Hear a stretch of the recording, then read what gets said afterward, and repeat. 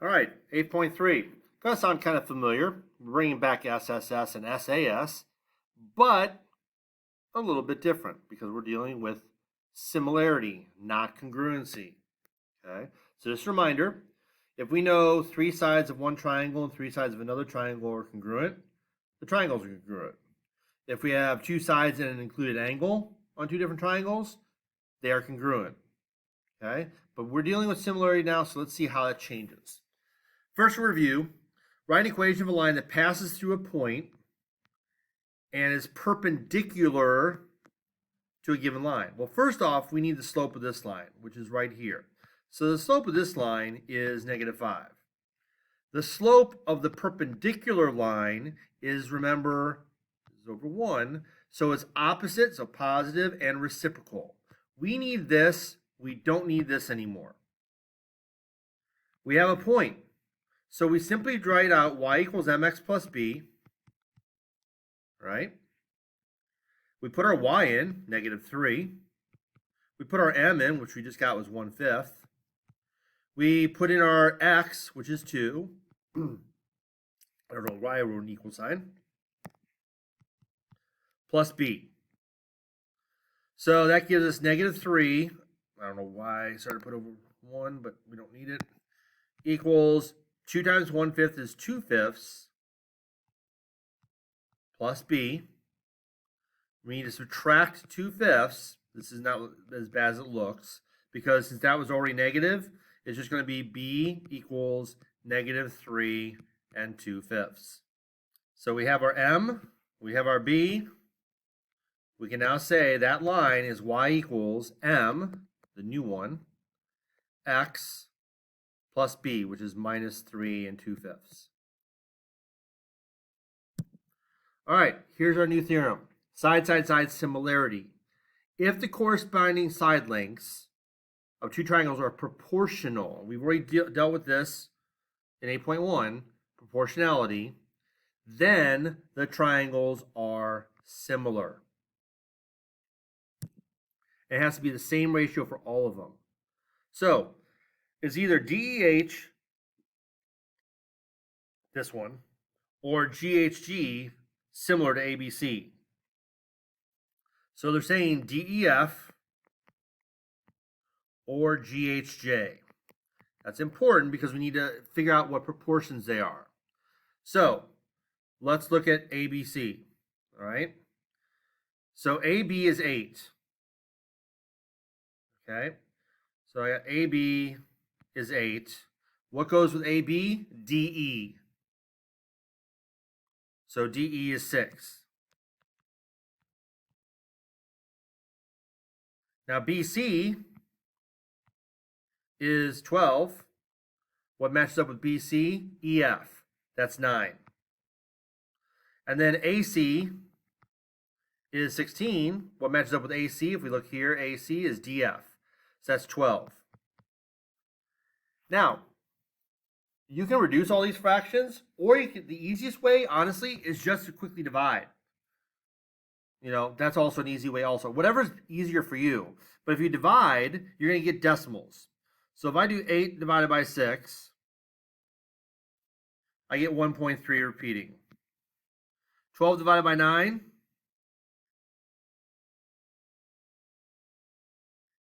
is 1.3 repeating. Now, if this was not 1.3 repeating, I could stop right now because all three sides have to be proportional. If I find one that's not, I'm done. So let's try 16 divided by 12.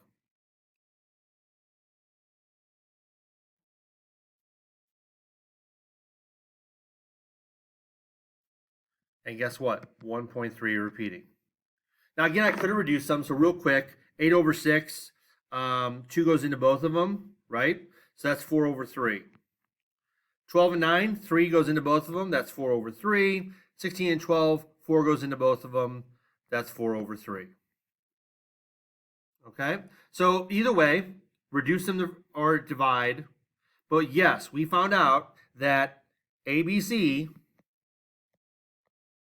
is similar to DEF. That's a go. Now we got to do the same thing for GHJ. Yeah, GHJ. So again, we know AB is 8. And so we're going to do what's similar to AB, GH. So GH is 8 also. That's pretty easy. We know that's going to be 1. All right. And so then we go BC. BC we know is 12. And we know BC lines up with what? HJ. HJ is 10. Right off the bat, we're done. Because 8 divided by 8 is 1. 12 divided by 10 is not. So that's a bust. We can stop right there. We do not have to go any further. Whoops, wrong button. Find the value of x that makes ABC similar to DEF. So they're telling us that these two are supposed to be similar. We got to find out what x has to be to make that true. All right, so we know AB matches up with DE, so they're kind of lined up. Now, if you notice, here and here I have letters. So I need to look for my magic ratio, I like to call it, of 4 to 12 or 12 to 4. It doesn't matter, okay? So I'm going to do AB over DE, okay? And I'm going to have 4 over 12. Now, I'm going to go to BC, which is x minus 1. And that lines up with EF, which is 18. Remember, anytime you have a binomial, you must put in parentheses. So then I just multiply. 4 times 18 equals 12 times parentheses x minus 1. This is 72 equals 12x minus 12. I'm going to add 12 to both sides and get 84 equals 12x. Divide by 12, and x is 7. So if I plug that in here, 7 minus 1 is 6. If I plug that in here, 7 plus 1 is 8, times 3 is 24. So I can check real quickly. 4 times 3 is 12. 6 times 3 is 18, and 8 times 3 is 24. They are proportional. They are similar. All right, side angle side. Similar but different. So in this case, we want the angle included to be congruent, but then these two sides need to be proportional, and these two sides need to be proportional. So you're building a lean-to shelter starting from a tree branch, as shown. Can you construct the right end so it is similar to the left end using the angle measure and lengths below, shown. So what we have here is we have a height